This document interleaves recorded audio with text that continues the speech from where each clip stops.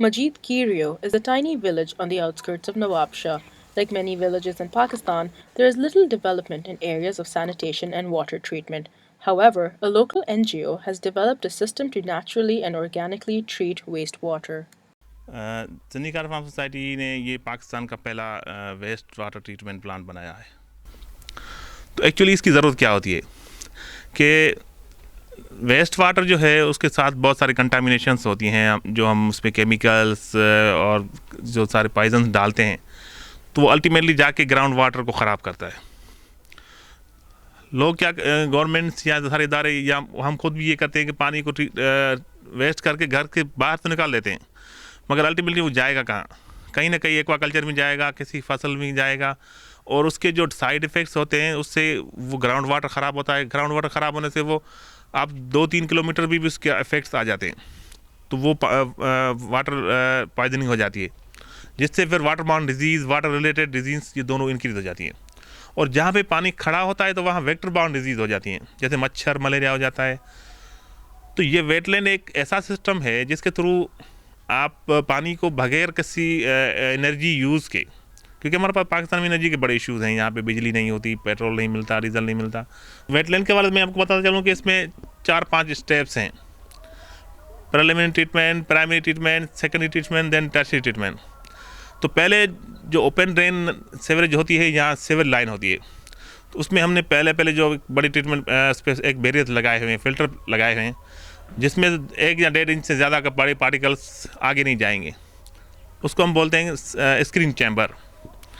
उनके बाद हमने एक गेट चैम्बर बनाया हुआ है 10 बाय 10 का, वो डीप होता है। उसमें क्या होता है कि जो मोर देन 1 इंच बड़े पार्टिकल्स हैं, जैसे प्लास्टिक बैग्स हो गई, कोई ईंट पत्थर आ गया उसमें, या कुछ और चीज़ें बच्चों ने फेंक दी, ड्रेनेज में फेंक दी, तो वो पीछे ब्लॉक हो जाती हैं। सिर्फ पानी और बिलो 1/2 इंच से वो आगे मूव होती हैं। 6 कंपार्टमेंट हैं इसके, 2 बड़ी सेटलर्स बने हुए हैं, जहाँ पे जो स्लज होती है वो सेटल होती है, उसके 2 उसमें बैफल वाल दिए हुए हैं, ऐसे पानी आएगा फिर जाएगा। फिर इसमें इनका रिटेंशन टाइम बढ़ाया गया है, मोर देन 24 आवर्स के बाद, तो वो उसमें रिटेंशन टाइम में पानी जाएगा, उसमें जो स्लज होगी वो ऑलमोस्ट सेटल होके बैठ जाती है। अब पानी में से बड़े पार्टिकल्स हमने पहले निकाल दिए, स्लज यहाँ सेटल हो गई, पानी में बचा क्या? बचा सिर्फ बैक्टीरियाज बचे, केमिकल्स बचे, और पानी का कलर और ऑर्डर बची, बदबू जो पानी में होती है वो बच जाती है। ये हैं फिल्टर बेड्स, हम उसको बोलते हैं। इसकी कंपोजिशन क्या है कि इसके नीचे हमने जियो मेम्ब्रेन लगाया हुआ है, उनमें भी जियो मेम्ब्रेन, इनके भी जियो मेम्ब्रेन का काम ये होता है कि वो कंटामिनेटेड वाटर को ग्राउंड में जाने से रोकता है। उसके ऊपर हमने इसको पीसीसी किया हुआ है, और उसके ऊपर हमने इस पर 1 फुट लेयर के ग्रेवल पेबल्स लगाए हुए हैं, राउंडेड ग्रेवल जिसको हम बोलते हैं। वो एक्चुअली यूज़ होते हैं ट्रीटमेंट के लिए। जैसे आपने कभी देखा होगा नादी फिल्टर या कोई और फिल्टर होते हैं, तो उसमें भी पेबल्स यूज़ करते हैं ट्रीट करने के लिए। इसमें भी वही सिस्टम है।